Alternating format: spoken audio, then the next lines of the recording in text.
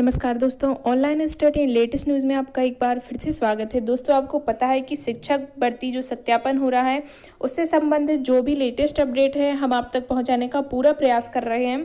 तो मित्रों, अभी हमें यह जो है फॉर्मेट मिले हैं, ये 3 फॉर्मेट मिले हुए हैं। तो हम ये तीनों फॉर्मेट आपको पूरा पढ़ के बताएंगे कि इसमें आखिर क्या है। तो सत्यापन में हो सकता है आपके लिए थोड़ी और सहायता हो सके। आपको अगर वीडियो पसंद आए तो इसे लाइक ज़रूर कीजिए और हमें ज़रूर बताइए कि क्या आपके लिए यह वीडियो यूज़फुल रहा है। यह बाहर चस्पा किया गया है, जहां सत्यापन केंद्र के बाहर ये जो है नोटिस लगाया गया है। उच्च माध्यमिक शिक्षक के नियोजन पूर्व अभ्यर्थियों के दस्तावेजों के सत्यापन हेतु चेकलिस्ट। देखिए यहाँ पे अभ्यर्थी का नाम, पत्राचार का पता, मोबाइल नंबर और यहाँ पर अपने पति या पिता का नाम लिखना है। ये आपके लिए वहीं पर मिलेगा जहाँ आप वेरिफिकेशन कराने जाएंगे। इसमें नोटिस है इसलिए पेन से लिख दिया गया है कि निम्न क्रम में जो ये क्रम दिया गया है, इस क्रम में डॉक्यूमेंट लगाएं और 3 सेट प्रस्तुत करें। मित्रों, यहाँ लिखा गया है 3 सेट प्रस्तुत करें और कहीं कहीं पर 2 सेट की मांग की जा रही है। तो आप अपने 3 सेट तैयार करके ले जाइए। 3 सेट जमा हो तो अच्छी बात है, और अगर 2 सेट होंगे तो आप अपना एक ले आइए वापस। आपके लिए वो फिर कहीं ना कहीं लग ही जाएगा, क्योंकि आप ज्वाइनिंग करेंगे वहाँ एक सेट लगेगा। इसलिए आप अपने 3 सेट तैयार करके ले जाइए। वैसे ये सुनने में आया है कि कहीं कहीं 2 सेट की ही मांग हो रही है, 2 जमा हो रहे हैं।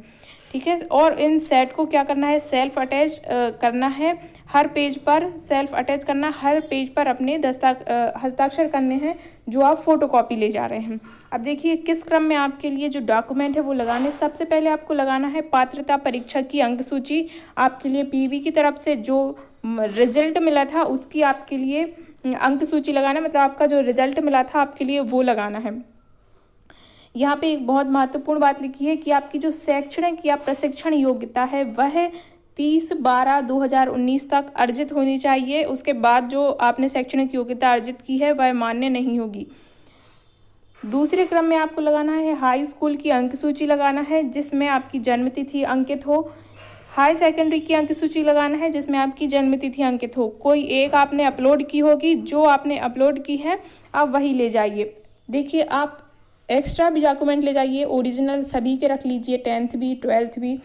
पता नहीं वहाँ किस चीज़ की मांग करने लगे तो आप वहाँ से लौट कर तो आएंगे नहीं, इसलिए सब कुछ अपना लेकर जाइए। 4th नंबर पर आपको लगाना है आपकी स्नातक पीजी यूजी की मार्कशीट लगाना है। 5th नंबर पे आपको अपनी स्नातकोत्तर की अंक सूची, मतलब पीजी की अंक सूची, जिस विषय में आपने पात्रता परीक्षा उत्तीर्ण की है उस विषय की पीजी की आपको मार्कशीट लगानी है। फिर है बीएड की मार्कशीट लगाना है। फिर है 7वें नंबर पे आयु छूट हेतु दस्तावेज निर्देशिका के बिंदु 4 के अनुसार। देखिए, जो अनारक्षित वर्ग से आते हैं और उन्होंने कोई आयु छूट भी नहीं ली है तो उनके लिए सिर्फ ये 6 डॉक्यूमेंट जो हैं ये महत्वपूर्ण हैं।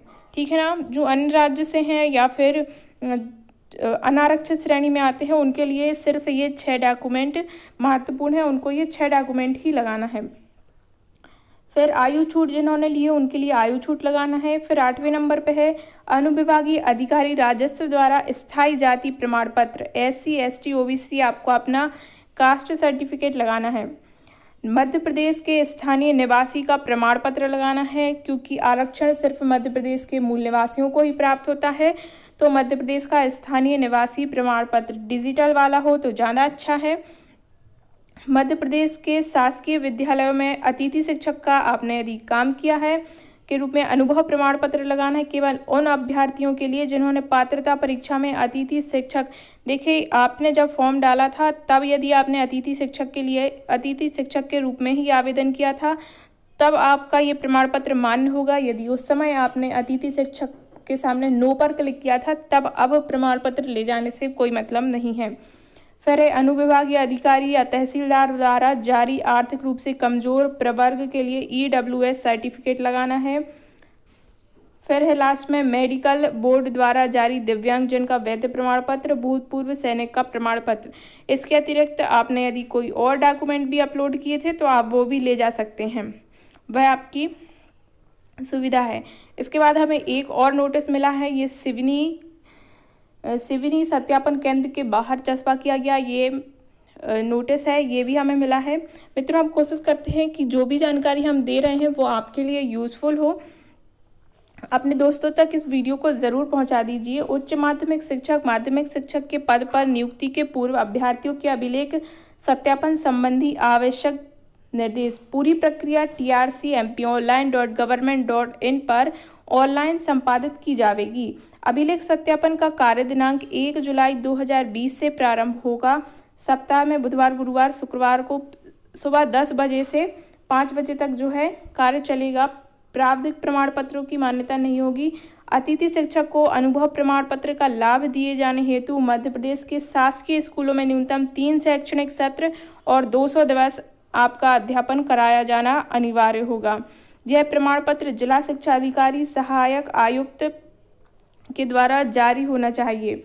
जाति प्रमाण पत्र, न्यायालय अनुविभागीय अधिकारी, राजस्व एवं मूल निवास प्रमाण पत्र न्यायालय तहसीलदार द्वारा जारी होना चाहिए। यह भी एक महत्वपूर्ण पॉइंट है। EWS जो है 31/3/2019 की स्थिति का प्रमाण पत्र जो कि तहसीलदार, नायब तहसीलदार स्तर से कम का ना हो।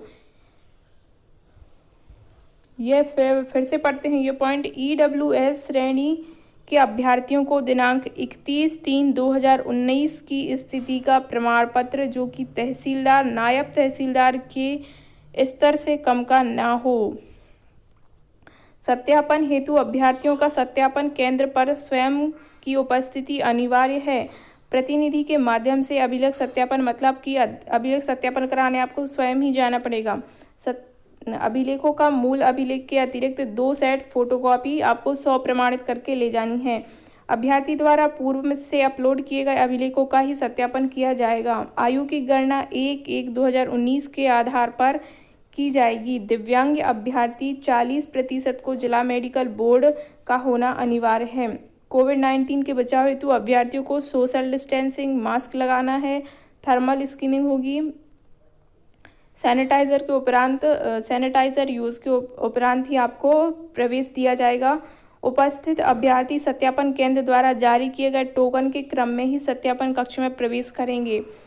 अभिलेख सत्यापन अधिकारी सिवनी के द्वारा ये बाहर जो है नोटिस जारी किया गया है। एक और हमें मिला है प्रपत्र, ये है डॉक्यूमेंट से संबंधित कि किस अभ्यर्थी को क्या डॉक्यूमेंट लगाना है। तो सबसे पहले जो हमने अनारक्षित श्रेणी के हैं इनके लिए लगाना है 10th या 12th की मार्कशीट, PG की मार्कशीट और B.Ed की मार्कशीट। फिर यहाँ पर डैश है, इनके लिए और कुछ ज़रूरी नहीं है। फिर अनारक्षित वर्ग से जो आते हैं और उन्होंने यदि आयु छूट ली है तो 3 चीज़ें ये सबको कॉमन है, ठीक है ना। 10th, 12th और PG की मार्कशीट और B.Ed ये सबके लिए कॉमन है। फिर अनारक्षित वर्ग में आयु छूट ली है तो आयु छूट का दस्तावेज लगाना है। यदि आप अनारक्षित वर्ग EWS से आते हैं तो आपके लिए आप EWS का प्रमाण पत्र लगाना है। फिर अनारक्षित EWS में आते हैं और आयु भी छूट ली है, आयु की छूट भी आपके लिए मिली है तो आयु छूट का लगाना है, साथ में EWS सर्टिफिकेट लगाना है। फिर अनारक्षित अतिथि शिक्षक तो अनुभव प्रमाण पत्र और मध्य प्रदेश मूल निवासी प्रमाण पत्र। अनारक्षित EWS और अतिथि तो आपके लिए लगाना है आर्थिक रूप से कम का लगाना है और अनुभव प्रमाण पत्र लगाना है जो DO द्वारा जारी किया हुआ है। तब EWS लगाना है और अपना अतिथि लगाना है। फिर अनारक्षित जो दिव्यांग है उनके लिए मध्य प्रदेश मूल निवासी प्रमाण पत्र और मेडिकल सर्टिफिकेट लगाना है। अनारक्षित दिव्यांग हैं तो और अतिथि शिक्षक भी हैं तो अनुभव प्रमाण पत्र, मूल निवासी प्रमाण पत्र और मेडिकल प्रमाण पत्र लगाना है। फिर अनारक्षित EWS दिव्यांग है तो आर्थिक रूप से मतलब EWS लगाना है, निवास प्रमाण पत्र लगाना है और मेडिकल सर्टिफिकेट लगाना है। अनारक्षित भूतपूर्व सैनिक हैं, देखिए आप जिस श्रेणी में आते हैं उस हिसाब से आपके लिए जो है सर्टिफिकेट लगाना है। आपने जो आरक्षण लिया है उस हिसाब से आपके लिए सर्टिफिकेट लगाने हैं, ठीक है ना। आपके लिए और सारी जानकारी वहाँ पर प्राप्त हो जाएगी जो भी आपको डॉक्यूमेंट लगाने हैं। बस इतना ध्यान रखिए, ये महत्वपूर्ण है कि आप अपने 3 सेट बना के ले जाइए, क्योंकि जिन अभ्यर्थियों का सत्यापन कार्य चल रहा है उनसे हमें यह जानकारी प्राप्त हुई है कि 2 सेट जमा किए जा रहे हैं, पर आप सुविधा अनुसार 3 सेट लेकर जाइए ताकि वहाँ पर आपके लिए कोई समस्या ना हो। वीडियो आपके लिए कैसा लगा हमें कमेंट करके ज़रूर बताइए।